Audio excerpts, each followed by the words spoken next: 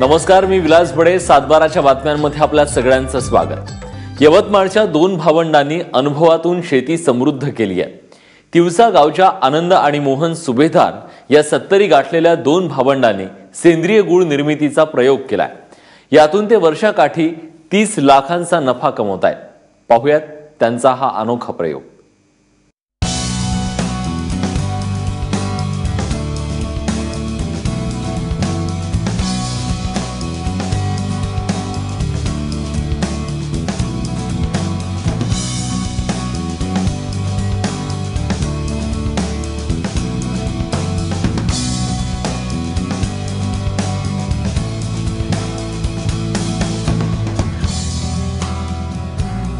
यवतमाळ दारव्हा मार्गावर तिवसा गावात गूळ बनवण्याचं काम सुरू आहे. रोज या शेतीतून 15 टन ऊस इथं आणला जातो. त्यापासून 1.5 टन गूळ तयार होतो. इतर गुळांपेक्षा हा गूळ सरस आहे, कारण हा संपूर्णपणे नैसर्गिक आहे.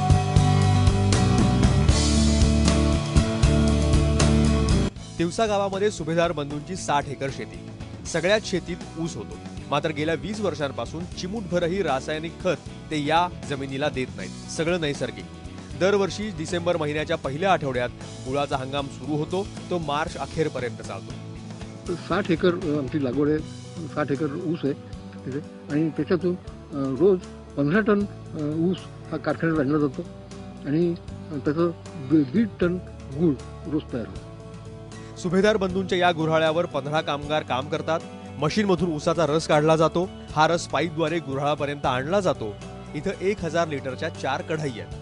त्यात हा रस टप्प्याटप्प्यानं उच्च तापमानावर तापवला जातो. ऊसाच्या चिपाडाचाच इथं इंधन म्हणून वापर होतो. पहिल्या कढईमध्ये 15 मिनिटं रस तापवल्यानंतर त्यावरची मड काढली जाते आणि त्यात 1000 लिटरसाठी 4 लिटर या प्रमाणात भेंडी रस मिसळला जातो. त्यामुळं गुळाला सोनेरी रंग येतो. त्यानंतर टप्प्याटप्प्यानं 3ही कढईमध्ये हा रस तापवला जातो. ही भेंडी स्पेशल आहे. या भेंडीची झाडं उत्तर प्रदेशमधून मिळतात. तर त्या थंड हवेत लावलेली भेंडी, ते भेंडीचं झाड असतं पूर्णपणे. ते झाड ते आणण्यात येतं इथे, आणि मग ते ठेचून त्याचा चीक निघतं, त्याचं चिकट.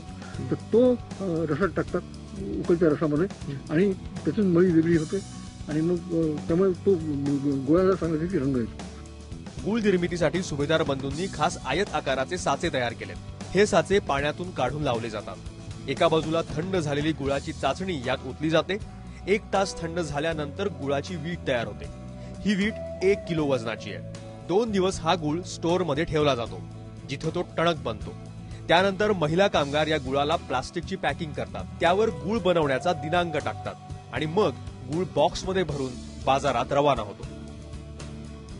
ते 15 किलोचा एक बॉक्स करतो आम्ही. तिथे काउंटरवरती आम्ही त्याचा हे लावला 60 रुपये पर हे, आणि बॉक्सचे 900 रुपये. आमच्या तिथे काउंटरवरती त्याचा 8 ते 9 हजार रुपये रोजाचा सेल आहे. दररोज 15 टन ऊसापासून 1.5 टन गुळ तयार होतो. 100 दिवसाचं गुळाचं उत्पादन सुरू राहतं आणि त्यातून 1500 क्विंटल गुळ निर्मिती होते. एका टनाला 50,000 याप्रमाणे व्यापारी दर देतात. म्हणजेच गुळ निर्मितीतून 75 लाखांचं उत्पन्न त्यांचं होतं. ऊस, वाहतूक, मजुरी असा टनामागे 30,000चा खर्च येतो. म्हणजेच जवळपास 45 लाख रुपये. म्हणजेच सुभेदार बंधूंना गुळ निर्मितीतून 100 दिवसात 30 लाख रुपये मिळतात.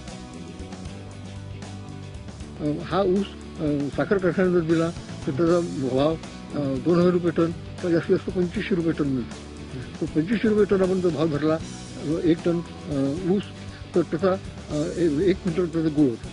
तर त्याचा 15 रुपये किलोचा खर्च येतो, म्हणजे 1500 रुपये टनाचा खर्च येतो. तर 2500 रुपयाचा ऊस आणि 1500 रुपयाचा गुळाचा खर्च, म्हणजे 40 रुपये 42 रुपये किलो आपल्याला तो गुळ पडतो, आणि तो 50 रुपये किलो जातो. ऊस कारखान्याला घालण्यापेक्षा त्यापासून गुळ निर्मितीचा पर्याय सुभेदार बंधूंनी निवडला. ऊसाला रासायनिक खतं न दिल्यानं उत्पादन खर्चातही बचत झाली. गूळ सेंद्रिय असल्यानं ग्राहकांनीही बाजारात त्याला पसंती दिली. त्यामुळेच हा ऊस सुभेदार बंधूंना 100 दिवसात 30 लाखांचं उत्पन्न मिळवून देतोय. कपिल श्यामकुंवर, एबीपी माझा, यवतमाळ.